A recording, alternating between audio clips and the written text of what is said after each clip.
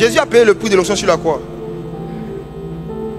Ce qu'on appelle payer le prix là, je pense que quand c'est bien expliqué, plusieurs de nos pères, ce qu'ils essaient de dire, c'est que il ne faut pas penser que si tu n'obéis pas aux disciplines de consécration que Dieu te donne, tu vas rester dans l'onction. Mais la discipline là, ce n'est pas un mérite. On ne fait pas ça pour mériter les dons. Mon père spirituel, pasteur Yannick Diati, m'a bien parlé de ça. Il m'a mis en garde contre ça. Il m'a dit, 2025, il y a un démon qui va attaquer la jeunesse. On appelle le démon de la présence de Dieu. Pasteur Yannick Diati m'a parlé du démon de la présence de Dieu. Ceux qui écoutent sa série sur l'esprit d'égarement, qui donne actuellement, aujourd'hui même tout à l'heure avec 13h-14h, il va faire un live. Vous allez voir, il a parlé de ça. Il dit que Job faisait une réunion, Dieu faisait une réunion dans le ciel. Satan est venu. Donc il dit qu'il y a des démons qui aiment la présence de Dieu. Les démons de la présence de Dieu. C'est ces esprits-là qui viennent mettre une fausse mentalité par rapport à la définition de payer le prix. Pour te faire sortir de la grâce. Si on se glorifie des œuvres, on est déchu de la grâce. On doit comprendre que les œuvres là, Dieu nous donne ça pour qu'on se maintienne dans quelque chose qu'on a reçu gratuitement. Si Jésus a dit ce que vous avez reçu gratuitement, ça veut dire qu'il ne comptait pas faire payer un prix à quelqu'un pour avoir l'onction. Si tu ne jeûnes pas aussi, tu ne vas jamais garder l'onction. On jeûne pour conserver. La femme à qui on a offert la voiture, si elle ne fait pas le vidange, si elle ne fait pas l'entretien, la voiture va se détruire. On détruit aussi ses dons spirituels quand on ne pratique pas le jeûne régulièrement. On détruit ses capacités prophétiques quand on ne pratique pas le jeûne régulièrement. Ayez au moins un jour de jeûne par semaine, je ne vais jamais le dire assez. Et soyez très sérieux avec ça, au moins un. On va aller sur deuxième pratique. Il faut mémoriser le maximum d'enseignements de Jésus si vous voulez entendre clairement le Saint-Esprit. Pour augmenter votre faculté d'entendre clairement le Saint-Esprit, mémorisez le maximum d'enseignements de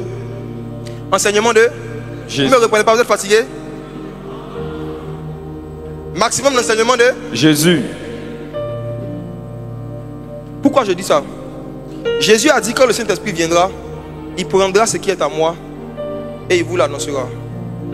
Moi, quand je suis venu ici, pour pouvoir vous parler, j'ai pris le micro et je vous ai parlé.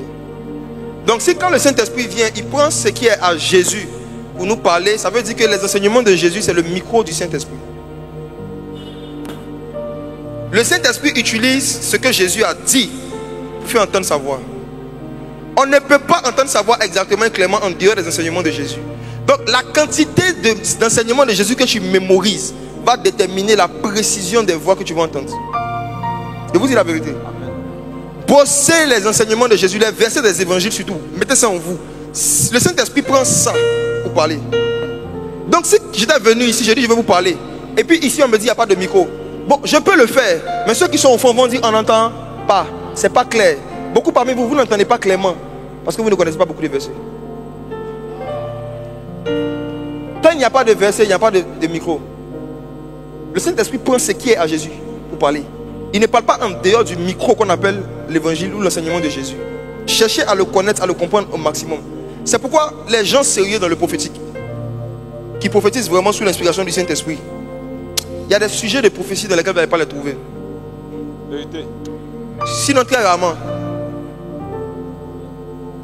Parce que le Saint-Esprit ne va pas venir prophétiser dans des domaines en public où Jésus n'a jamais prophétisé en public. Je n'ai pas envie de donner d'exemple pour ne pas créer des polémiques sur Internet. Mais mes frères, dans ces derniers temps-là, soyez plus sensibles à la sagesse qu'au surnaturel. Même quand quelqu'un manifeste un surnaturel, regardez s'il fait ça avec un minimum de sagesse. Si vous deux vous êtes mariés et que Dieu me montre par exemple que l'homme est homosexuel, je sais qu'il y a des gens qui sont là. On nous écoute en direct. Même si je vois, si je ne suis pas une vierge folle, est-ce que je dois le dire là?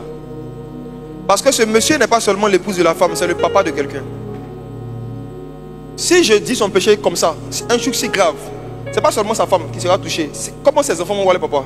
Je vais tuer dans le cœur des enfants la capacité de nourrir leur père et leur mère.